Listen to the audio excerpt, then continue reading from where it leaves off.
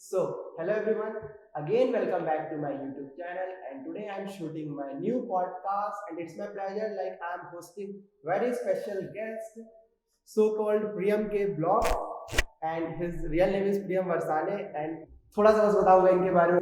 When I was in my school time, when I was searching for colleges, so on that time I find this YouTube video of LPU and then I took admission in LPU. Like ये बहुत अच्छा मेरे को लग रहा है कि मतलब जिसका वीडियो मैं देख के भैया कॉलेज में आया था और आज उनके साथ में पॉडकास्ट शूट कर रहा हूँ. और भी बहुत सारी स्टोरीज है प्रियम भैया के बारे में जो हम लोग आगे अपने पॉडकास्ट में डिस्कस करेंगे. So let's get started. So भैया थोड़ा सा आप अपने बारे में बताइए मेरे चैनल पे. बिल्कुल. सबसे पहले thank you for inviting me. और मेरे को अच्छा लगा था काफ़ी जब मैं आलोक से मिला था फर्स्ट टाइम अपनी लाइफ में. तो मेरे को इसको देख के लगा था कि हाँ, ये आगे जो हमारी वो यूट्यूबरों वाली परंपरा चल रही है एलपीयू में वो आगे लेके जाएगा. एंड अगर अपने बारे में बताऊँ तो भाई छोटे से शहर से ही आता हूँ, यूपी से, मुरादाबाद से. और वहाँ से एलपीयू का सपना देखा था मैंने बहुत साल पहले, आज से 4-5 साल पहले, जब मेरे को ऐसा लगता था कि पता नहीं मेरा एडमिशन होगा भी या नहीं होगा. फिर फाइनली ऐसा कुछ हुआ कि मैं पहले दूसरे कॉलेज में था, फिर वहाँ से मैंने माइग्रेशन लेके एलपीयू ऑप्ट किया और मेरी पूरी कॉलेज लाइफ जो है वो ऐसे ही निकल गई है. और आज से तकरीबन 6 से 7 साल पहले मैंने अपनी यूट्यूब की जर्नी शुरू की थी और उस टाइम पर लोगों ने काफ़ी मजाक बनाया था, आगे डिटेल में बात करेंगे. तो पर आज है वही गालियाँ तालियाँ में बदल गई हैं. एग्जैक्टली ये तो है, सच में है. एंड मैं थोड़ी सी प्रियम के बारे में बताता हूँ. लाइक इन्होंने अभी रिसेंटली आई गेस 1 मंथ से हो गया ये डेली एक रील डाल रहे हैं, एक बात बताएं दोस्त ऐसा टाइप वाला. तो उसके बारे में पूछने के लिए कि वो आप क्या सोच करके स्टार्ट किए थे भैया? मैं जब मोस्टली रील स्क्रॉल करता हूँ तो मैं देखता हूँ सबकी ना एक कैचिंग लाइन होती है, जैसे जो आपको ब्रांड बनाता है. जैसे अगर मैं अपने चैनल की बात करूँ तो मेरे चैनल की एक लाइन काफ़ी फेमस हुई थी जिस वजह से मेरे को काफ़ी फेम मिला. सो बता देता हूँ कि हेलो नीलकम फैन, बहुत बहुत स्वागत है आपके अपने यूट्यूब चैनल PKB प्रियम के ब्लॉग्स में. मैं इस तरीके से बोलता था और ये मेरा बोलने का तरीका लोगों को बहुत पसंद आता था. तो इंस्टा पे पहले मेरा दूसरा अकाउंट था, उस पर 14K फॉलोअर्स थे. फिर मैंने अपनी न्यू बनाया क्योंकि मेरे को स्विच करना था. अब यहाँ पे मेरे को कुछ ऐसा लेके आना था जो लोगों को कैची लगे. तो मैंने वहाँ पे शुरू किया एक बात बोलूँ दोस्त. तो जिस दिन मैंने ये पहली रील डाली थी और जिस मोटिव से डाली थी वो मोटिव 100% कामयाब हुआ. और मैं अगले दिन जब कॉलेज आया तो सारे लोग एक बात बोलूँ ही दोस्त बोल रहे थे. इससे एक चीज और है कि कंसिस्टेंसी बहुत इंपॉर्टेंट है और उससे आप अपने लाइफ में बहुत कुछ अचीव भी कर सकते हैं. तो पहला क्वेश्चन मेरा ये है, सो आप अपना यूट्यूब चैनल क्यों स्टार्ट किया? लाइक आप जब एलपीयू में एंटर किए, आप इंजीनियर बनने के लिए आए थे बीटेक सीएससी में, बट फिर आपने यूट्यूब स्टार्ट किया. और मैं आप लोग को बताता हूँ कि प्रियम भैया जो है एलपीयू से प्लेसमेंट नहीं लिए है, ये एलपीयू में ही ब्रांड एम्बेसडर जो होते हैं प्रमोशन टीम में अब काम कर रहे हैं. तो लाइक आप ऐसा कुछ सोच करके आए थे? आप तो यही सोच के आए हो ना, जैसे मैं अभी सोच के आया कि मुझे इंजीनियर बनना है बीटेक सीएससी. मैं इसी पर रह के आंसर देता हूँ क्योंकि वरना बहुत बड़ा हो जाएगा. आपने 2-3 चीज़ें मिक्स की. तो अगर मैं बात करूँ कि क्या मैं सोच के आया था कि एलपीयू में आके ये काम करना है, तो हाँ, मैंने सोचा था कि मेरे को ब्लॉगिंग करनी है. बट अगर बात करूँ प्लेसमेंट प्रोस्पेक्टिव की, तो as a BTech CSC student जब मैंने एलपीयू में एडमिशन लिया था तो जैसे सबके सपने होते हैं ना, गूगल में जाना है, माइक्रोसॉफ्ट में जाना है, तो ऐसे ही बड़े बड़े सपने देखे थे मैंने कि भैया मैं तो गूगल से नीचे कंपनी लूंगा नहीं, गूगल खुद आएगी मेरे को लेने. ऐसे बड़े बड़े सपने देखे हुए थे. बट जैसे ही बीटेक में एडमिशन आया, लवली में आए, तो पता चला कितने पानी में है, कितनी तैयारी हमारी है. एंड मैं आप लोगों को बता दूं, अगर आपको लगता हो कि मैं डेवलपर अच्छा नहीं था या फिर मैं पढ़ने में अच्छा नहीं था, तो कंप्यूटर साइंस इंजीनियरिंग के अंदर मैं काफ़ी सारे प्राइजेस, फर्स्ट प्राइज हमेशा जीत के आया हूँ अपने स्कूल के टाइम पे. तो उसमें कोई प्रॉब्लम नहीं थी. बट सीन ये था कि इंटरेस्ट बदल गया था. मैं लवली में इस एम के साथ आया था कि मेरे को ब्लॉगिंग करनी है. मैंने आज से 6 साल पहले, 7 साल पहले 2017 में शुरू किया था अपना एक यूट्यूब चैनल. वहाँ पे वो टेक्नोलॉजी से, मतलब जो टेक्निकल चैनल होते हैं ना, जैसे टेक्निकल गुरुजी वगैरह का हो गया, अनबॉक्सिंग एंड ये सारी चीज़ें बताना, टिप्स एंड ट्रिक्स देना टेक के, तो मैं वो काम करता था. तो जब मैंने वो शुरू किया तो मैं ट्यूशन जब जाता था ना स्कूल टाइम में, तो जैसे ही मैं वहाँ पहुँचता था, क्योंकि मैंने शुरू किया था टेक्निकल गुरुजी को देख के ये चैनल. अब मैं जैसे ही ट्यूशन पहुँचा तो लोग मेरे को पिंच करते थे, सस्ता टेक्निकल गुरुजी आ गया. तो उस टाइम पे मैं कई बार रोया भी हूँ और मेरा ट्यूशन जाने का मन नहीं होता था कि फिर ये लोग पोक करेंगे, फिर ये लोग कुछ बोलेंगे. तो पर उस टाइम मन में था कि हाँ यार, कुछ तो करना है. मतलब अब यूट्यूब में जो ये लोग आज गालियाँ दे रहे हैं, जब तक तालियां नहीं बजाएंगे तब तक रुकेंगे नहीं. तो लवली आने से पहले इवन कॉलेज में मैंने एंटर सोच रखा था स्कूल लाइफ से कि जिस दिन कॉलेज में जाऊँगा उस दिन वीडियो बनाना है. तो आपको बता दूं, मेरा पहला ही साल जो मैंने सबसे पहले जो यूनिवर्सिटी था, मैं GLA में गया था. तो वहाँ मैं आई थिंक 15 दिन रहा था, फिर हेल्थ इश्यूज हो गए थे जिसकी वजह से मैंने वो क्विट कर दिया था। तो पहला वीडियो मैंने वहाँ जाके डाला था हॉस्टल के बारे में, my first day at GLA university करके, डेट गोन वायरल। उस पर बोलूँगा उस टाइम पे 4-5 साल पहले 46,000 व्यूज़ आना आई थिंक बड़ी बात थी। तो पहली वीडियो ही भाग गई थी, उससे मेरे को काफ़ी मोटिवेशन मिला, मेरे को लगा कि हाँ इसमें मैं कुछ कर सकता हूँ। फिर जब वहाँ से स्विच किया तो दूसरा यूनिवर्सिटी लिया था TMU, फिर 1 साल वहाँ से करके मैं LPU आ गया था। अब LPU आया था तो पहले तो मैंने बताया ड्रीम था लवली में आना, कि लगता था कि यार हाँ एक छोटा शहरी है, देखने को तो सारा कुछ आपको कैंपस के अंदर मिलता है। तो फिर मैं यही विज़न लेके यहाँ पे आया। मैंने यहाँ पे आते ब्लॉग्स बनाने शुरू कर दिए और वो ब्लॉग्स चले, लोगों को पसंद आए, लोगों के कमेंट आए, लोगों ने मुझसे जुड़े मिले, तो मेरे को लगा हाँ यार ये चीज़ कंटिन्यू करनी है। तो इस तरीके से जर्नी पूरी चालू हो गई और फिर वही गालियाँ आज तालियों में बदल गई। ये तो बहुत अच्छे से आपने बोला ना कि महात्मा जी टेक्निकल गुरु जी को आपने देखा था, और लाइक अभी जैसे हम लोग अभी फर्स्ट ईयर में थे तो इवेंट भी होस्ट किए थे आप लोग ना, और उनसे मिले भी आप, तो बहुत अच्छा होगा कि जिसको देख के आप स्टार्ट किए और उसको आप होस्ट कर रहे हो LPU में। तो ये काफ़ी मतलब कभी लाइफ में होते ही ना कई सारी चीज़ें, लोग कहते हैं कि लाइफ बहुत अनप्रिडिक्टेबल है, तो यही है। मैंने कभी सपने में नहीं सोचा था कि जिन लोगों की वीडियोस हम लोग देखते हैं कि उनके साथ कभी हम इस तरीके से मिलेंगे, उनसे कनेक्शन नेटवर्क बना रहे होंगे। तो ये काफ़ी अच्छी चीज़ हुई मेरी लाइफ में। आज मेरे साथ भी वही हो रहा है। ओके भैया, सो आप जैसे बोले थे, आपने अभी जब कुछ समय पहले एक वो भी किया था, लाइक जब फ्रेशर्स आए थे चाय पे चर्चा, तो वो क्या था?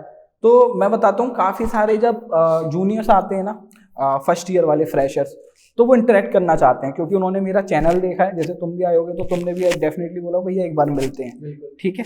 तो जब सारे लोग आ रहे होते हैं तो इतने सारे लोगों को अलग अलग समय देना काफ़ी टफ हो जाता है।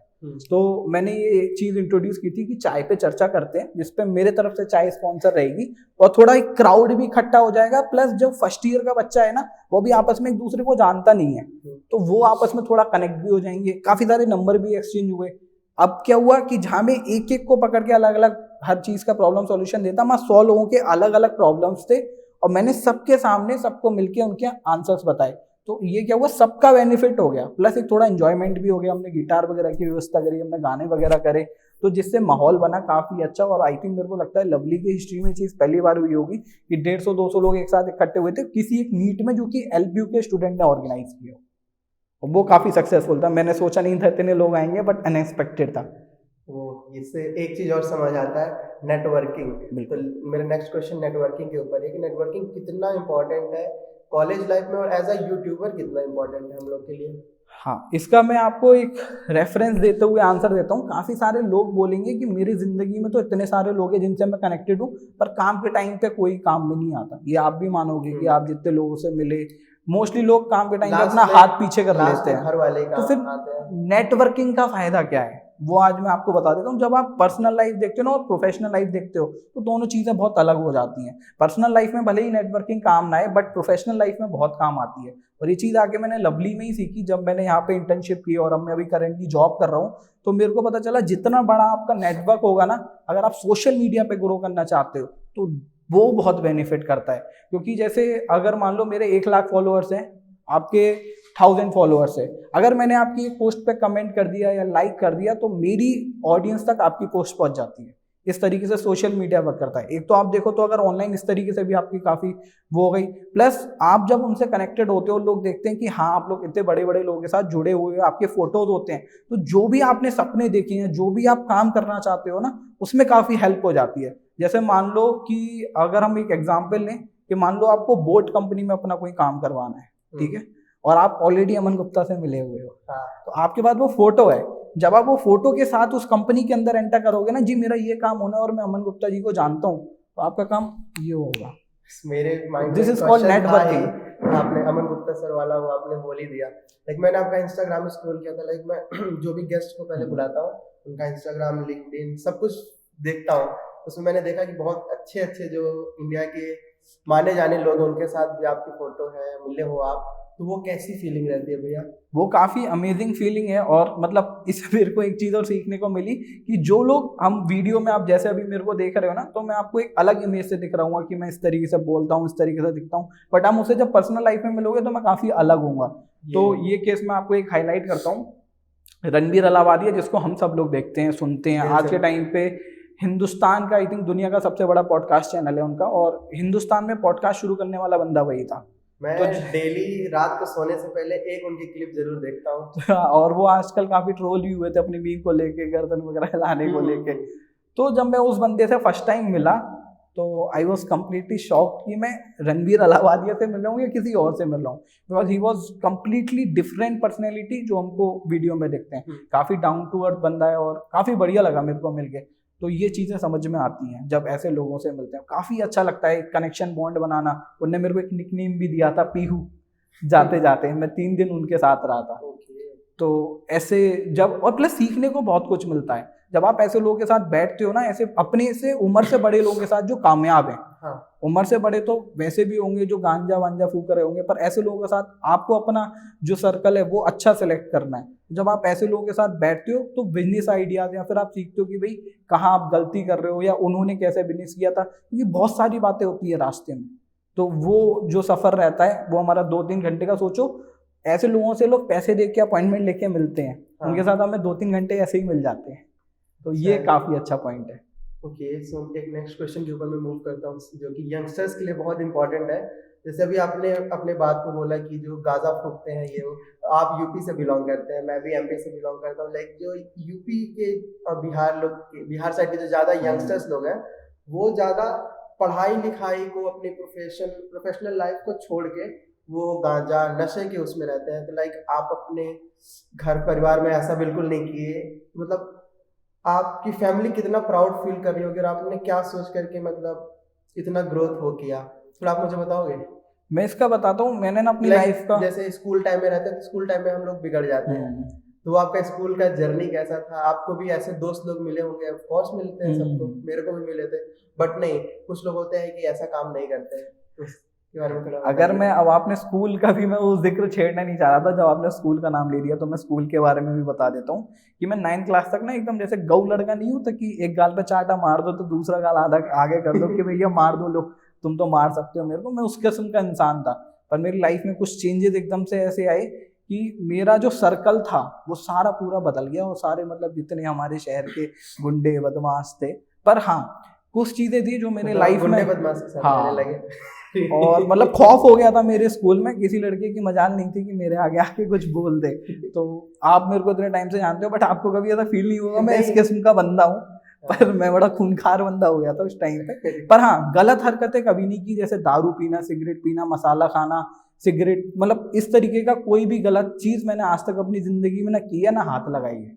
भले ही मैं ऐसे लोगों के साथ रहा हूँ, तो उसको कहते हैं सेल्फ कंट्रोल, कि आपका अपने ऊपर कितना बड़ा कंट्रोल है। और लाइफ में वही इंसान कामयाब हो सकता है जिसका खुद के ऊपर सेल्फ कंट्रोल बहुत अच्छा है। ठीक है, अब सोचो इतने सारे लोगों के लोग, अब लोग बोलेंगे वो फोर्स करते हैं, भाई जबरदस्ती कोई तुम्हारे मुंह में नहीं डाल देगा। तो ये चीज होती है। अब जब बचपन में, जब मैंने बताया स्कूल में इन सारी चीजों में पढ़ा, मैं 2-3 साल तक रहा था इन सारी चीजों में, काफी लड़ाइयाँ की, काफी कुछ किया। 9 to 12। हाँ, 9 to 12। उसके बाद फिर 12th के बाद जब हम कॉलेज में आए, तो कॉलेज में भी फ्रेंड सर्कल, मतलब क्या हुआ था, मैं कोविड के टाइम पे एलपीयू में एडमिशन लिया था, तो ऑनलाइन दोस्त ज्यादा बने थे। तो ऑनलाइन में भी बहुत सारे लड़के ऐसे थे कि पोक करते थे कि भाई आओ दारू पीएंगे, आओ ये करेंगे, सिगरेट पीएंगे, तो ग्रुप में ऐसी बातें हो रही हैं। तो ये चीज़ मैंने ग्रुप में पहले दिन क्लियर कर दी थी, भाई जितने भी दोस्त हो, कितने भी अच्छे दोस्त हो, पर मेरे सामने ना कोई पिएगा, वरना मैं बर्दाश्त करता हूँ। तो एक मेरा दोस्त था, नाम नहीं बताऊंगा उसका, तो मैं जब लॉ गेट पे उससे फर्स्ट टाइम मिला तब भी वो सिगरेट ही पी रहा था। पर इस चीज़ को बोलते कि आप अपना इन्फ्लुएंस कैसा बना देते हो सामने वाले का, कि अगर मैं अपनी इमेज ऐसी लगाता ना कि, तो वो मेरे को डेफिनेटली फोर्स करता या बोलता। बट मैं बहुत अपने पॉइंट्स को लेकर क्लियर हूँ, मैं जैसे ही उसके सामने गया, उसने देखा मैं आ गया, उसने सिगरेट फेंक दी। ये बहुत अच्छा है भैया। ओके, सो थोड़ा और टेक्निकल बातें करते हैं हम। सो जैसे कोई अगर न्यू हमारे फ्रेशर्स आ रहे हैं, उनको यूट्यूब स्टार्ट करना हो, तो वो कैसे मोटिवेट, क्योंकि जब मैं अपना बता रहा हूँ, मैं जब फर्स्ट डे एलपी में आया तो मैं तो सोचा भी नहीं था कि मुझे यूट्यूब स्टार्ट करना है, बस वो तो कर दिया ऐसे ही मैंने इंडक्शन के टाइम पे। सो जैसे अगर किसी को स्टार्ट करना तो कैसे स्टार्ट करे और कैसे यूट्यूब को मैनेज करे? जैसे स्टार्टिंग में करते हैं, तो मैं भी स्टार्ट किया था जीरो से, एकदम न्यू अकाउंट बनाया था, ना ही लाइक्स आते थे, ना ही व्यूज आते थे, ना ही कुछ था। बट फिर कैसे मतलब उसको कंसिस्टेंसी मैटर करे, कुछ लोग होते हैं बीच में ड्रॉप आउट कर देते हैं, वो क्या है? ठीक है, इसका मैं आपको ना एकदम सटीक आंसर देता हूँ, मैं इधर उधर घुमाऊंगा नहीं कि ये करो वो करो। सबसे पहली चीज़, जो इंटरेस्ट हो वो करो। ठीक है, मतलब ऐसा नहीं कि तुम कर रहे हो तो मेरे को करना है, या मैं कर रहा हूँ तो तुमको करना है, ये चीज़ बिल्कुल नहीं होनी चाहिए। पहले ढूंढ लो पैशन क्या है, कि ब्लॉग करने हैं, क्या करने हैं, और जो भी चीज़ करो उसमें आपकी पहली कोशिश ये होनी चाहिए कि सामने वाले की लाइफ पे कुछ इम्पैक्ट पड़ा रहो। मैं जो ब्लॉग्स बनाता था, ब्लॉग्स में भी मेरे इन्फॉर्मेशन ज़्यादा होती थी एलपीयू से रिलेटेड। जब मैं एलपीयू के ब्लॉग्स बनाता था तो मैं हर चीज़ बताता था कि ये चीज़ है तो क्यों है, और अगर आप यहाँ आओगे तो आपको क्या क्या मिलेगा, इसलिए लोग मेरा ब्लॉग्स देखते थे। मैं सिर्फ अपनी लाइफ नहीं दिखाता था कि मैं ये कर रहा हूँ, मैं दूसरी की लाइफ में वैल्यू ऐड कर रहा था। अगर आप मान लो मेरे को बाहर से देख रहे हो मेरी वीडियोस को, तो आपको एलपीयू के बारे में हर चीज़ पहले ही पता चल जाएगी कि भैया ये चीज़ होती है। तो मेरे दिमाग में एक माइंडसेट रहता था कि भाई चीज़ ऐसी बनाओ, या आज भी मैं किसी ब्रांड के साथ कोलैब करता हूँ या अपने यूट्यूब चैनल पे कुछ भी करता हूँ, तो अगर मेरे को खुद से सेटिस्फेक्शन नहीं होता ना कि ये चीज़ यार मैंने सिर्फ पैसे के लिए कर दी, तो मैं फिर उस चीज़ को छोड़ देता हूँ। तो जब तक मेरे को लगता है कि हाँ इस चीज़ से सामने वाले का बेनिफिट नहीं होगा, तब तक मैं वो काम नहीं करता हूँ। तो मैं यही सजेस्ट करूंगा कि जब तक आपको ये ना लगे कि ये कंटेंट किसी की वैल्यू में, किसी की लाइफ में वैल्यू ऐड करेगा, तब तक उस चीज़ को मत करो, चाहे चैनल स्टार्ट मत करो। दूसरा चीज़, कंसिस्टेंट रहना जरूरी है। जरूरी नहीं है आप डेली वीडियो डालो, दिस इज अ मिथ कि ज़्यादा वीडियो डालोगे ज़्यादा व्यूज आएंगे या ज़्यादा जल्दी फेमस हो जाओगे, ऐसा कुछ भी नहीं है। ठीक है, तो अगर हफ्ते में एक डालनी है तो हफ्ते में एक डालो, पर कंटेंट ऐसा हो जो वैल्यू ऐड करे, जो सामने वाला देखे, उसके सामने रीजन क्लियर हो कि हाँ भाई मैं इसकी वीडियो देखूंगा तो इस चीज से रिलेटेड, और एक पर्टिकुलर नीश पे कंटेंट रखो। मेरा एलपीयू से रिलेटेड था तो लोगों को पता था कि एलपीयू की ही बात होगी, तो लोग मेरे को उसी नीश के फॉलो करते थे। ये चीज हो गई। अब लोग कहेंगे कि वायरल कैसे होना है या फिर व्यूज कैसे आएंगे, तो देखो जब आप रियल रहोगे ना लोगों के सामने, जब ऑर्गेनिक बात करोगे, तो अपने आप वायरल हो जाओगे। और कोई भी ऐसी डेफिनेशन नहीं है या कोई भी ऐसा तरीका नहीं है जिससे आप वायरल हो जाओ। Just improve your self from every another video.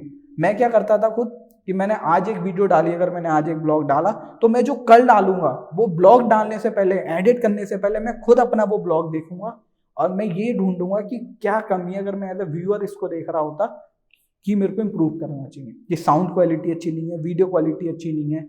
मैं दूसरों के ब्लॉग्स, अब जैसे सबसे एक अच्छा तरीका बताता हूँ आपको, मैं किस तरीके से वीडियो बनाता हूँ। बहुत कम लोग आई थिंक ये अप्रोच लगाते होंगे आज के टाइम पे, तो आप नया चैनल चालू करो तो ये बहुत काम में आएगा। जैसे मान लो आप वीडियो बना रहे हो how to study in maximum hours, ठीक है, दिन में सबसे ज़्यादा कैसे पढ़े, मतलब 12 घंटे 13 घंटे, तो उसका एक शेड्यूल वगैरह क्या आपने इस तरीके से यूट्यूब पे जाके सर्च कर लिया, जिस टॉपिक पे आप वीडियो बना रहे हो, ऊपर 3 वीडियो आएंगे, बस पहले 3 वीडियो पहले देख लो। एक तो उससे आपकी स्क्रिप्टिंग बहुत अच्छी हो जाएगी, आप तीनों वीडियो का क्रक्स निकाल के अपनी वीडियो में डाल सकते हो। दूसरा, आप ये सीख सकते हो लोगों ने उसकी वीडियो क्यों देखी।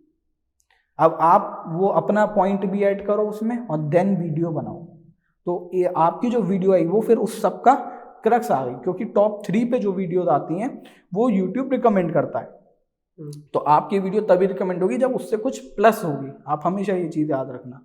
तो जब कंटेंट अच्छा होगा तो अपने आप वायरल हो जाएगा। प्लस स्टार्टिंग के जो 30 सेकेंड्स होते हैं वो बहुत ज़रूरी हैं। तो आपकी पूरी वीडियो में आपको लगता है कि ये पार्ट्स मेरे इंपॉर्टेंट है, उसको कट करके स्टार्टिंग में लगा दो, या वो अधूरी इंफॉर्मेशन होनी चाहिए, पूरी नहीं होनी चाहिए। अगर आपने पूरी दे दी तो बंदा आखिर तक नहीं देखेगा। अधूरी इंफॉर्मेशन दो, जिसपे कंट्रोवर्सी हो सके, ऐसी इंफॉर्मेशन दो। तो आधी दे दी, अब बंदे के 30 सेकंड के मन में आ गया कि भाई ये चीज़ बोली है पूरी वीडियो में कहीं, ये तो उसका आंसर चाहिए।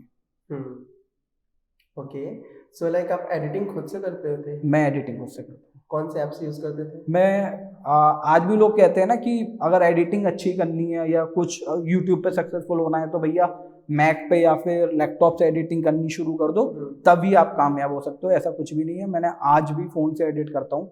अपना VN हो गया, काइन मास्टर हो गया, इसी तरीके थंबनेल वगैरह बनाने तो कैनवा के साथ फ्री ही सॉफ्टवेयर यूज़ करता हूँ। आज तक मैंने पेड नहीं खरीदा अपनी लाइफ में।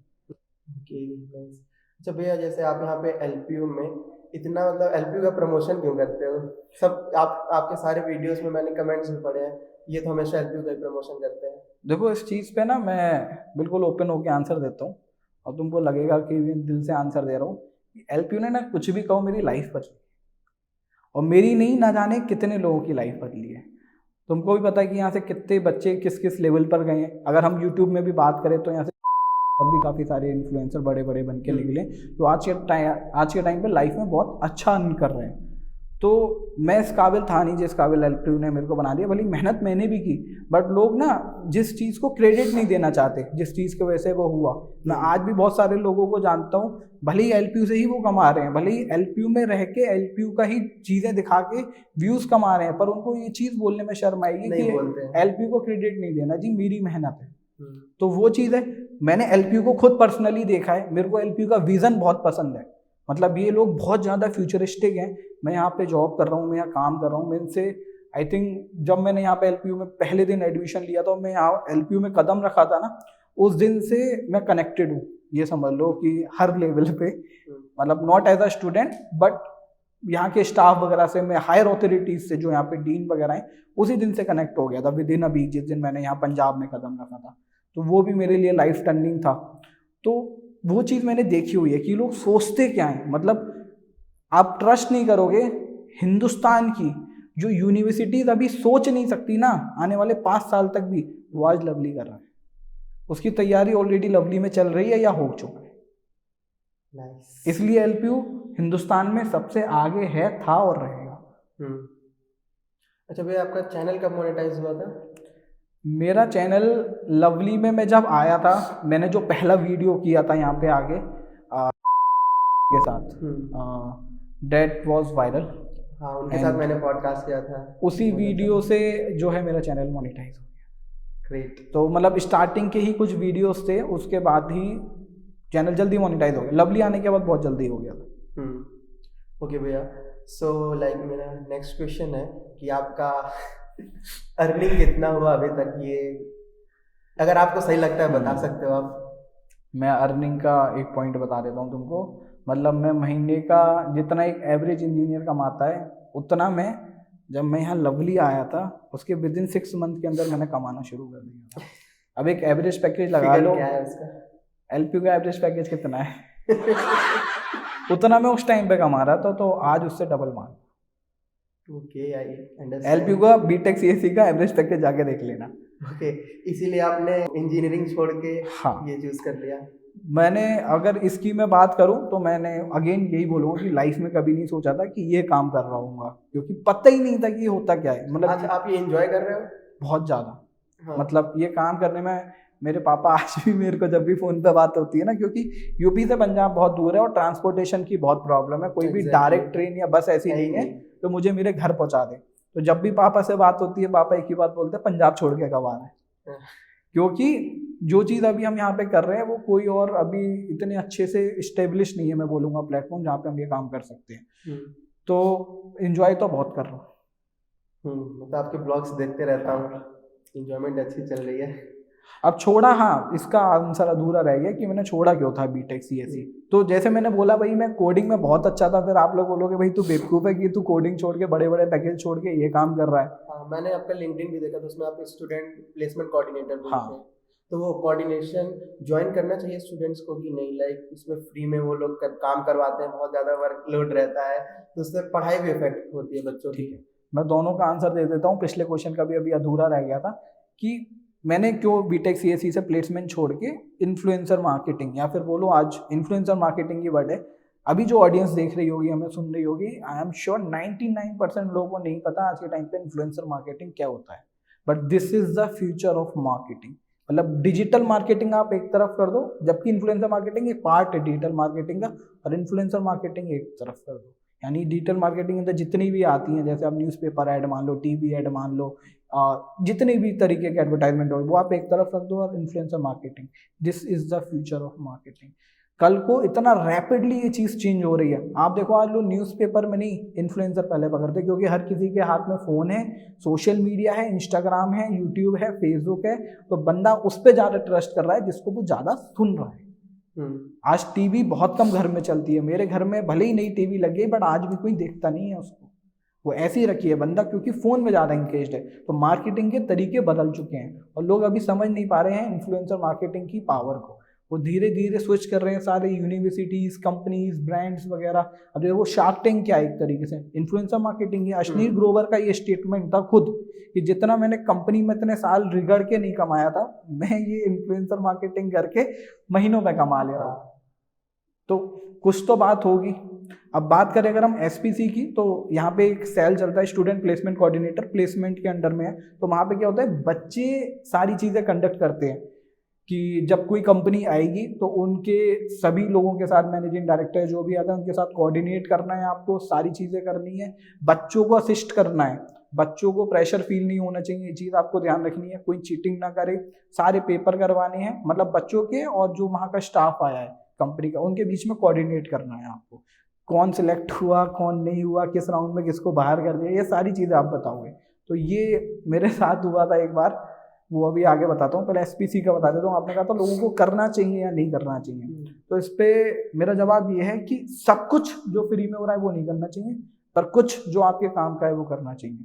अब जैसे अगर हम बात करें डांस वांस भी, DSW हर कॉलेज के अंदर होता है, तो ये अब आपके इंटरेस्ट के ऊपर है, मतलब जबरदस्ती नहीं करना कि भाई मेरे को डांस करना है, फेम बनाना है, तो जरूरी नहीं है आप DSW में या कहीं ये सारी चीज़ें करके करो, फ्री में करो, क्योंकि आपको वैल्यू मिलेगी।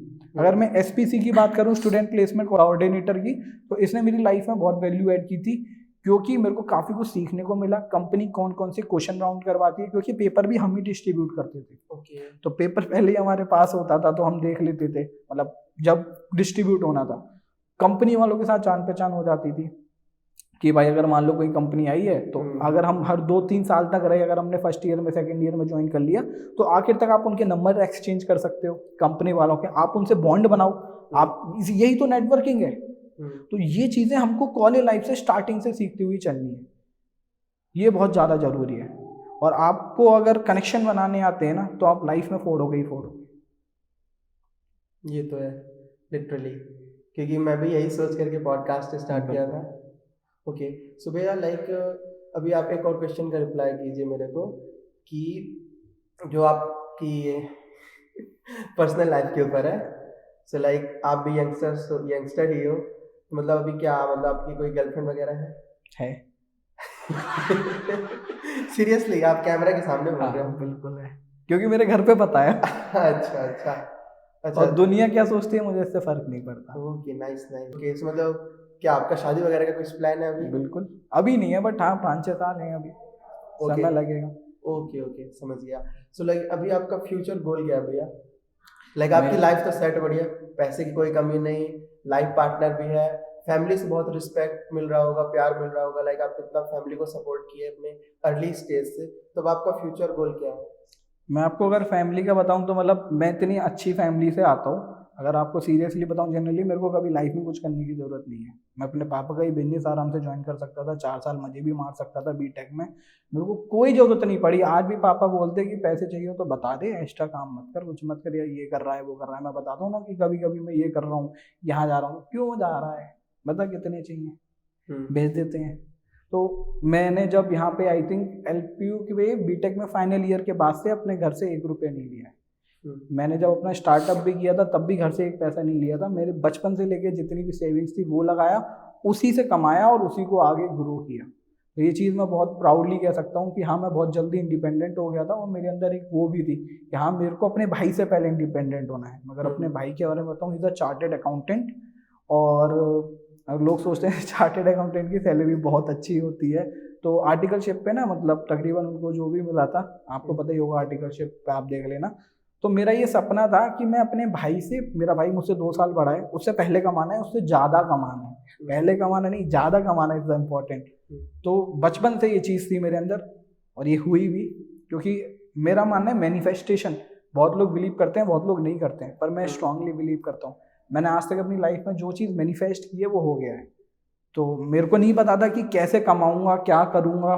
सोचो ना, अगर मैं, भाई मेरा 12th पास कर चुका है, मैं 12th में हूँ और वो मुझसे 2 साल आगे, यानी वो पहले कमाना चाहिए ना। तरीका तो यही है ना, क्योंकि फैमिली ने, टीचर्स ने, स्कूल ने, सोसाइटी ने यही सिखाया है कि भाई बीटेक में जब जॉब लगेगी उसके बाद ही कमाओगे, या फिर जो भी जैसे सीए बन रहे हो तो चार्टर्ड अकाउंटेंट जब बन जाओगे या आर्टिकलशिप करोगे उससे कमाओगे। तो ये मिथ तोड़ना जरूरी था। तो मैंने क्या करा, अपना एक बिजनेस शुरू किया था, स्टार्टअप किया था। उस टाइम पे यूट्यूब से तो मैं कमा नहीं पा रहा था, बस वीडियोस बना रहा था। तो बिजनेस से कमाया, भैया से पहले कमाया और ज़्यादा कमाया। आपका स्टार्टअप क्या था? मैंने एक ई कॉम बोल सकते हो, या फिर स्पेशली वो फूड डिलीवरी ज़्यादा डेडिकेटेड था। पहले हमने बहुत सारी नीश में चले गए थे, काफ़ी सारी यूएसपीज थी, तो हम अपने शहर के सबसे बड़े प्लेयर बन चुके थे। तो जोमेटो स्विगी को तो हमने भारी कर दिया था एक तरीके से। खैर वो काफ़ी टाइम बाद आए थे, तब तक हम अपना हाथ जमा चुके थे अपने शहर पे, और तकरीबन हमारी 7 से 8 लाख रुपए महीने की सेल होती थी।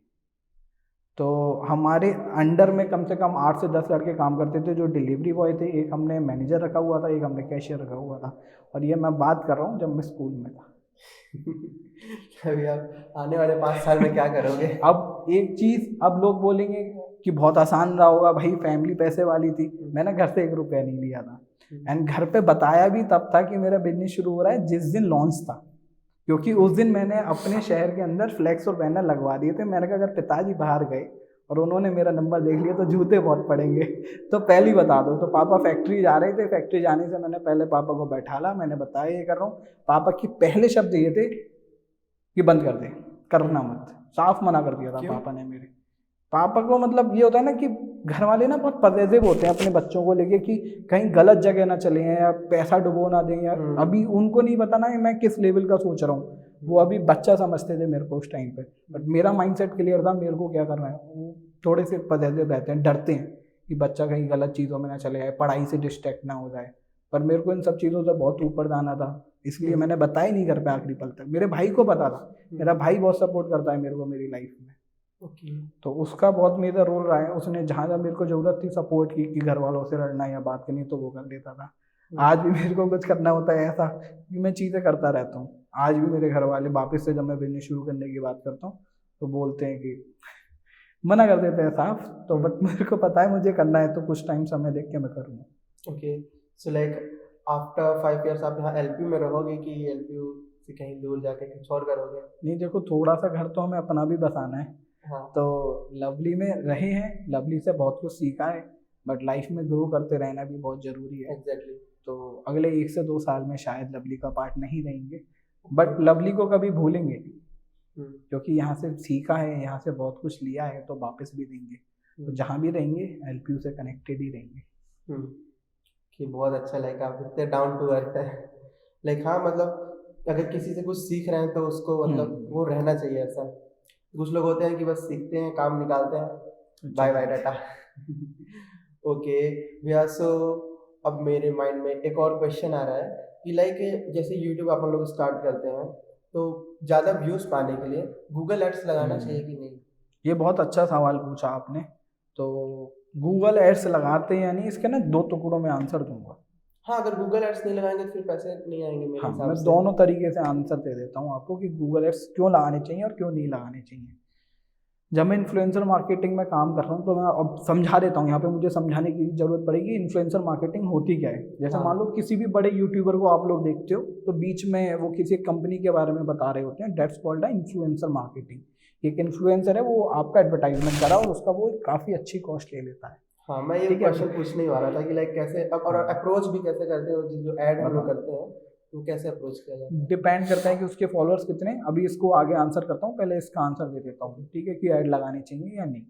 तो अब मान लो जिसके जितने फॉलोअर हैं उस हिसाब से 2 तरीके के वीडियोस होते हैं। इंटीग्रेटेड मतलब पूरी वीडियो चल रही है और उसमें बीच में आके वो आपको 1-2 मिनट बाद थोड़ा सा 30-40 या 90 सेकंड का एक कंपनी के बारे में बताएंगे, फिर अपनी वीडियो कंटिन्यू कर देंगे। वो इंटीग्रेटेड हो गया, उसका थोड़ा कम कॉस्टिंग रहता है। जो डेडिकेटेड रहता है वो पूरा रहता है कि पूरी वीडियो में सिर्फ उसी चीज़ की बात होगी। तो ये 2 तरीके हो गए। अब हम बात बता रहे थे एड्स की कि भैया एड्स लगाने चाहिए नहीं लगाने चाहिए। तो देखो, मैंने इन्फ्लुएंसर मार्केटिंग की है, ठीक है, और अभी फिलहाल मैंने काफ़ी सारे कोलैब्स भी किए हैं, यूनिवर्सिटीज़ के साथ भी किए हैं, बड़ी बड़ी ब्रांड्स के साथ भी किए हैं। तो मुझे ये चीज़ तो समझ में आ गई कि थोड़ा सा आप चल जाओ पहले। जब आप चल गए ना, क्योंकि ग्रो होना बहुत ज़रूरी है। पहले अगर कोई जानते नहीं, कुछ है ही नहीं, तो फिर आप सीखे नहीं। पहले आप जितना हाथ पैर मार सकते हो, मैंने 5-6 साल पहले हाथ पैर मारे हैं, थोड़ा सा कामयाब हुआ हूँ। आज मेरे को लगता है कि इतना करने के बाद अब आप एड्स लगाओगे ना, अगर आपको ब्रांड से पैसा कमाना है, उसको नहीं पता कि आपने कैसे व्यूज बढ़ाए हैं। हाँ, ठीक है, अगर हम देखें कि पैसे के प्रोस्पेक्टिव से तो ये चीज़ काम करती है। क्योंकि जैसे मान लो अगर आप एक ऑर्गेनाइजेशन हो, मान लो आपकी एक कंपनी है, ठीक है, एंड मैं इन्फ्लुएंसर हूँ, आप मेरे को सर्च कर रहे हो, आपका मेरा चैनल जो है आपके रिकमेंडेशन में आया, कैसे जज करोगे कि मुझसे करवाना ही नहीं? व्यूज के बेस पे। अब कोई ऐसा पैरामीटर तो है नहीं कि पता चल जाए कि भैया गूगल एड्स लगाएं या नहीं लगाएं, ये आप पता नहीं कर सकते। ये मैं आपको बता दूं, कोई भी सब्सक्रिप्शन खरीद लो, कोई भी कुछ भी खरीद लो, जब तक आपके पास मेरे चैनल का एक्सेस नहीं है या मैं आपको अपना डेटा शेयर नहीं करता हूं, तब तक आप पता नहीं लगा सकते कि गूगल एड्स से या किसी तरीके से किस तरीके से व्यूज बढ़े हैं। तो आप तो ये देखोगे चैनल पर बहुत अच्छा ट्रैफिक है, आप मुझे पैसा दोगे, आपसे मैं पैसा लूंगा, उसमें से कुछ पैसा मैं एड्स में लगाऊंगा, फिर वीडियो चल गई। तो सामने वाले को ये चीज़ पता नहीं चल रही, बट हाँ आपको उससे रिपीट नहीं आएगा, क्योंकि हर कोई किसके लिए, लीड कन्वर्जन के लिए काम कर रहा है। अगर आपको सिर्फ एक ब्रांड से एक बार पैसा कमा के निकल जाना है तो ठीक है, फिर तो कोई बुराई नहीं है। बट अगर आप सोचो कि रिपीट आए, क्योंकि मान लो आपको कोई प्रोडक्ट सेल करवाना था, मैंने उस प्रोडक्ट का एडवर्टाइजमेंट कर दिया, व्यूज तो नकली है, एक तरीके से लोगों के सामने पहुंचे पर लीड नहीं आई। अगर आप गूगल एड्स बहुत अच्छे से लगाते हो, उसमें पैसा ज़्यादा खर्च होता है, सस्ते लगाते हैं मोस्टली तो लोग कि भाई सिर्फ व्यूज चाहिए, दिख जाने चाहिए, तो वहाँ लीड भी आती। तो अगर आप स्टार्टिंग में हो, अगर आप अभी सीखने वाले स्टेज पे हो, तो गूगल एड्स मत लगाओ। और जो लोग बोलते हैं चैनल डेड हो जाता है गूगल एड्स से, घंटा नहीं होता है। हाँ, मैं यही पूछने वाला था। एक सवाल और है, इंस्टाग्राम पे फेक फॉलोअर्स बढ़ाने से क्या इंस्टाग्राम का पेज डेड होता है? ये मैं आपको लिख के दे सकता हूँ, कुछ नहीं होता है। आप जितने मर्जी फर्जी फॉलोअर्स बढ़ा लो, फर्जी लाइक्स बढ़ा लो अपनी प्रोफाइल पे, उससे कोई भी इम्पैक्ट नहीं पड़ेगा। बट हाँ, इस चीज़ से बच के रहना कि इंस्टाग्राम इस चीज़ को पकड़ लेगा तो आपका अकाउंट ब्लॉक कर देगा। जब तक आप बचे हुए हो तब तक कोई दिक्कत नहीं है।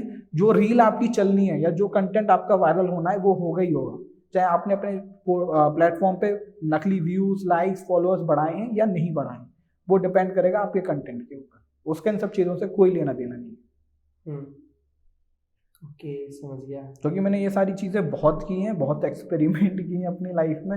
मैं जितना कमाता हूँ उसमें आधे से ज़्यादा अपने ऊपर खर्च करता हूँ और बचा हुए में से भी कुछ परसेंट निकाल के एक्सपेरिमेंट पे डालता हूँ, क्योंकि मेरे को लाइफ में एक्सपेरिमेंट करना बहुत पसंद है। ओके, सो लाइक एक और क्वेश्चन है कि लाइक आप इतना मतलब पैसा इतना क्यों खर्च करते हैं, इतना मतलब अपने रहने खाने में, चाहे अपने यूट्यूब में?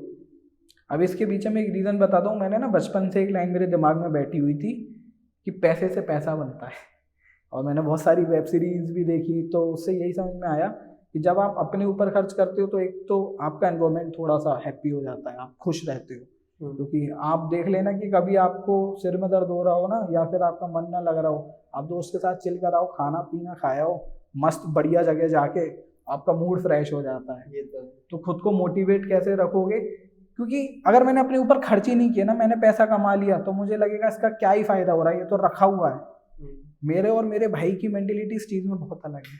मेरा भाई सेविंग्स करने वालों में से है, जो खुद अपने ऊपर खर्च ना करके वैसे बचा ले, क्योंकि उसकी भी थिंकिंग ठीक है, वो अपना फ्यूचर का सोच के चल रहा है। बट मेरी थिंकिंग ये कहती है कि जब आप अपने ऊपर खर्च करते हो ना, तो आपको एक एनर्जी आती है, आप पॉजिटिव रहते हो, आपके आसपास के लोगों को भी लगता है कि हाँ भाई बंदा कुछ कर रहा है। दूसरों को दिखाने के लिए नहीं, बट हाँ ये चीज़ें कहीं ना कहीं मैटर जरूर करती हैं। आप सोसाइटी में, जिस सोसाइटी में रह रहे हो, अगर आप उस हिसाब से नहीं बदलोगे खुद को, तो आप बदल जाओ, तो आप पीछे रह जाओगे। ओके, अच्छा भैया, जैसे आपकी जो फर्स्ट सैलरी आई थी, तो मतलब वो आपने कैसे इन्वेस्ट किया, क्या किया था? मैंने अपनी फर्स्ट सैलरी तो घर वालों को दे दी थी पूरी। तो सीरियसली बहुत अच्छा फीलिंग होता है, लाइक मैं वो फील कर चुका हूँ। तो उसके बाद तो लाइक पेरेंट्स तो बहुत हैप्पी हुए होंगे। हाँ, घर वाले बस यही बोलते थे कि रख तू ही रख, कि हमको अभी ज़रूरत नहीं है, जिस दिन ज़रूरत होगी उस दिन दे देना। बट मैं जब भी घर जाता हूँ दूसरे तीसरे चौथे राउंड पे, घर पे कुछ एक अमाउंट जो छोटी तो नहीं होती बट हाँ ठीक होती है, वो वो इम्पोर्टेंट मैं घर पे दे आता हूँ। घर वाले हर बार मना करते हैं कि मत दिया कर, तू रख अपने पास, जब होगा तब ले लेंगे। तो बट है कि अंदर हाँ घर वालों को देना है तो दे के आप। ओके, और आपका कोई फ्यूचर प्लान है वहाँ फॉरेन वगैरह जाने का? हाँ यार, इस साल मैंने रेजोल्यूशन लिया है कि मेरे को जाना है। मेरा भाई मना करता है, कहता है पहले इंडिया घूम ले, उसके बाद इधर उधर चले जाइयो। हाँ। बट इंडिया तो घूमूंगा इस साल। मैंने सोचा है कि अभी कुछ महीनों बाद मैं हर दूसरे तीसरे महीने देश के कोने में जाया करूँगा, और इस साल एटलीस्ट एक फॉरेन ट्रिप लगाऊंगा। और एक ब्लॉग बनाएंगे? हाँ ब्लॉग, क्योंकि ब्लॉग मतलब मैं ना काफ़ी ज़्यादा मिस करता हूँ अपने ब्लॉग्स बनाना, क्योंकि अब जैसे कम हो गए आपके हाँ, ब्लॉग्स। मैं उसके पीछे रीज़न बताता हूँ। मैंने आपको बोला ना मेरे को बेईमानी पसंद नहीं है। मतलब मैं अपने कंटेंट को लेके बहुत ज़्यादा पॉजिटिव हूँ कि अगर मेरे को लग रहा है कि मैं कोई चीज़ सिर्फ पैसों के लिए या फिर सिर्फ व्यूज़ के लिए कर रहा हूँ, तो वो काम मैं नहीं करता हूँ। करने को मैं ब्लॉग्स बना सकता हूँ, आज भी बना सकता हूँ, पर क्या रोज सुबह उठ के वही दिखा दूंगा कि खाना खा रहा हूँ, उठ गया, दूध उबाला, कि दो ऑफिस आ गया, ऑफिस में ये काम किया, खाना खाया, थोड़ी मस्ती दिखा दी, बस खत्म। पर क्या है इससे मिल क्या रहा है? सौरभ जोशी को भी लोग देखते हैं ना, टाइम बर्बाद कर रहे हैं। पर मैं चाहता हूँ मैं सिर्फ ब्लॉग ऐसे बनाऊं जो इन्फॉर्मेटिव हो। जैसे अब मैं जब ट्रैवल करूंगा, जब मैं घूमूंगा, तब मैं ब्लॉग्स बनाऊंगा, क्योंकि उससे इन्फॉर्मेशन रहेगा, प्लस मैं उस ट्रैवल से जो सीखूंगा वो मैं अपने ब्लॉग में बताऊंगा। क्योंकि मैंने अभी तक जितना मैं घूमा हूँ, मैं यूनिवर्सिटीज गया हूँ, 3-4 महीने विजिट किए कोलैबोरेशन में, तो मैंने यही चीज़ सीखी कि जितना आप ट्रैवल करते हो ना, सीखते बहुत। अच्छा, जैसे मेरे माइंड में एक क्वेश्चन क्लिक किया, जैसे कि अभी आप बोले यूनिवर्सिटी आप विजिट करते हो, जैसे आप एलपीयू से हो, एलपीयू का प्रमोशन करते हो, जैसे आप दूसरी यूनिवर्सिटी जाते हो तो उस टाइम पे आपको उसका भी प्रमोशन करना है, तो एक माइंड में ये भी रहता होगा कि एलपीयू भी है, तो फिर आप कैसे अप्रोच करते हो, कैसा वीडियो बनाते हो फिर? ये चीज़ मेरे लिए ना काफ़ी टफ रहती है, क्योंकि कहीं ना कहीं एलपीयू वाला टच आ जाता है। मैं कई बार ऐसा भी होता है, मैं किसी और यूनिवर्सिटी में बैठा हूँ और मैं वीडियो शूट कर रहा हूँ, मेरे मुंह से एलपीयू निकल जा रहा है वीडियो के अंदर में। तो एलपीयू से इतना ज़्यादा जुड़ चुका हूँ कि जवान पे एलपीयू रट चुका है। बट जैसे कि मैंने बोला, 9 से 5 की दुनिया से बाहर भी मेरी एक दुनिया है। मेरे को अपना भी एक घर बसाना है अलग, लवली से। तो वो चीज़ देखते हुए थोड़ा इस चीज़ में लवली मेरे को अच्छा भी लगता है कि वो चीज़ ये चीज़ समझते हैं कि बंदा 9 से 5 भी अपने लिए कुछ कर सकता है। ठीक है, मतलब मेरे को रेस्ट्रिक्ट नहीं करते हैं वो इतना इस चीज़ को लेके। हमारे जो डीन है उनका मैं बड़ा थैंकफुल हूँ इस चीज़ को लेके, उन्होंने मेरे को फुल आज़ादी दे दी। पहले मेरे को रेस्ट्रिक्ट किया गया था, बट जब मैंने उनसे बात की तो ही गिव मी फ्री हैंड कि कर लो, क्योंकि इस 9 से 5 के बाद भी भाई मेरे को अपना भी कुछ देखना है, आशियाना अपना बनाना है। तो जाता हूँ, बनाता हूँ। अब बात रही फेयर रहने की, तो मैं इस चीज़ में बहुत ज़्यादा, मैंने बोला ना, मैं कंटेंट को लेके बहुत पॉजिटिव हूँ। तो जब मैं जिस यूनिवर्सिटी में गया हूँ, जैसा मुझे लगता है मैं वही चीज़ दिखाता हूँ। कई सारे बच्चे कमेंट करते हैं, मैं बताता हूँ, आज इस चीज़ का भी जवाब दे देता हूँ। लोग बोलते हैं कि ऐसा नहीं है, ऐसा दिखा दिया, ऐसा बोल दिया। तो देखो, जो मैं वहाँ गया, मैंने फील किया, वो मैंने डाला। और कई सारा content, you don't trust me, मैंने शूट करने के बाद डिलीट किया है। मान लो अगर मैं 4 वीडियो का किसी यूनिवर्सिटी को प्रॉमिस करके वहाँ पे शूट करके लेके आया हूँ, मैंने सिर्फ 1 वीडियो डाला है। उसके पीछे रीज़न ये था, मैं सेटिस्फाई नहीं था जिस चीज़ का मैंने उनको दिखाने के लिए वहाँ पे शूट कर दिया। अब ये तो मेरे हाथ में है ना, मुझे डालना है नहीं डालना, तो अपना चैनल है। तो जिस चीज़ से तो मैं सेटिस्फाई था वो मैंने रखा वीडियो के अंदर, या फिर वो वीडियो डाली जिसमें मैं सेटिस्फाई ही नहीं हूँ कि ये चीज़ अच्छी है, या मेरे को नहीं समझ में आया वहाँ का कि किस तरीके से वर्क करता है, वो मैंने वीडियो ही नहीं डाली, कंटेंट डिलीट कर दिया भाई। इस चीज़ में बहुत पसंद है। ओके, अच्छा, आप मेरे चैनल से, मेरे इस पॉडकास्ट से आप किसी को थैंक्स कहना चाहते हो जो आपकी लाइफ में आपको इतना सक्सेस अचीव किया है आपने? आज तक मैंने ये बात कभी पहले बोली नहीं है, और जिसके लिए बोल रहा हूँ मैं नाम ले देता हूँ। जैसे तुमने सुना होगा ना, कई सारी कहानियाँ सुनी होंगी तुमने, लोग बोलते हैं हर किसी की ज़िंदगी में एक फ़ोन कॉल आती है तो आदमी की ज़िंदगी बदल देता है। ठीक है, ये हमने आजकल बुक्स में भी पढ़ा है, उसमें भी देखा है। तो जब मैं लवली आया था ना, तो कोविड के टाइम पे, उस समय हाइब्रिड क्लासेस हुई थी, तो मैं यहाँ पे आके बाहर ग्रीन वैली में रहना शुरू कर दिया था। ग्रीन वैली में रहते वक्त घर पे ये नहीं पता था कि मैंने ऑफलाइन नहीं वो किया है अभी, मतलब कैंपस में पंच नहीं किया है। मैं यहाँ पे घर पे बोल के आया था कि मैं वहाँ जाके ऑफलाइन पढ़ूंगा, बट मैं यहाँ पे आके ऑनलाइन ही क्लास लगा रहा था। मेरे पे एक दिन लवली से कॉल आती है, डॉक्टर मेघा मेहता मैम की, he is associate professor and assistant dean of LPU admissions में। तो वो बोलते हैं कि मतलब प्रियम से बात हो रही है, तो मैंने कहा यस मैम, और वो बोलती मैं लवली से बात कर रही हूँ। तुम बिलीव नहीं मानोगे, मेरी बिल्कुल फट गई। इन लोगों को कैसे पता चला कि मैं बाहर रह रहा हूँ, ये घर पे ना बता दे। अब पर वो दूसरी यूट्यूब के रिगार्डिंग था, क्योंकि मैं उस टाइम जो वीडियोस बनाता था वो काफ़ी चलते थे, और मतलब अगर आप एलपी सर्च करो तो एकदम टॉप पे ही आएंगे। तो मेरा हर वीडियो एकदम टॉप पे रहता था, 7-7, 8-8 हज़ार व्यूज हर वीडियो पे उस टाइम पे। और जिस टाइम मैं आया था उस टाइम कोई और इन्फ्लुएंसर था भी नहीं। मेल में अगर बात करूँ, फीमेल में उस टाइम वही था। जब मैं मेल में आया था तो काफ़ी अच्छा, क्योंकि मैंने बहुत सारी चीज़ें ऐसी की जो किसी ने नहीं की। जैसे कभी किसी ने आई थिंक कोलैब्स नहीं करे, मैंने यहाँ पे आके सबसे ज़्यादा कोलैब किए हर किसी के साथ। जो यहाँ पे बंदा अच्छा कर रहा था या जो नया भी आके मुझसे मिलता था, तो मेरे को कभी मैंने मना नहीं किया कि भाई मेरे को सपोर्ट नहीं करना या मेरे को कोलैब नहीं करना।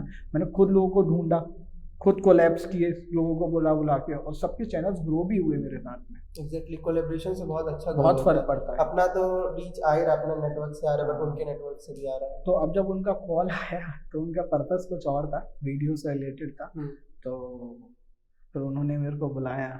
इट वाज समथिंग लाइक जैसे हाँ, आपका कॉल अब मैं बताता हूँ उससे ना एक दिन पहले ही मैं एलपीयू गया था, मेरे को गेट से भगा दिया गया था क्योंकि एंट्री नहीं थी बिना पास के, कि आपने ऑफलाइन कर लिया ना उसके बाद ये वो कुछ बना देते थे पास वगैरह, वही दिखा के आप अंदर जा सकते हो, जो लोग नहीं है वो अंदर नहीं जा सकते थे। मैम ने बोला तुम मेरे को आके मिल सकते हो एडमिशन ब्लॉक में, मैंने कहा मैं आ तो सकता हूँ पर एंट्री नहीं मिल रही। तो मैम बोलते हैं कि तू आ, तेरे को कोई नहीं रोकेगा। तो मतलब वो मेरी लाइफ की ऐसी कॉल थी कि जिसके बाद मैंने कभी मुड़ के कभी नहीं देखा, मतलब शी इज़ द पर्सन जिसकी वजह से मेरी लाइफ बदल गई। उसके बाद मैंने उनसे मिला, काफ़ी सारी चीज़ें हमने डिस्कस की, काफ़ी सारे प्रोजेक्ट्स डिस्कस किए, फिर हमने उस पर काम भी किया, फिर उसी सारे काम के वजह से, उसी सारे वर्क के वजह से मेरे को ये जॉब भी मिली।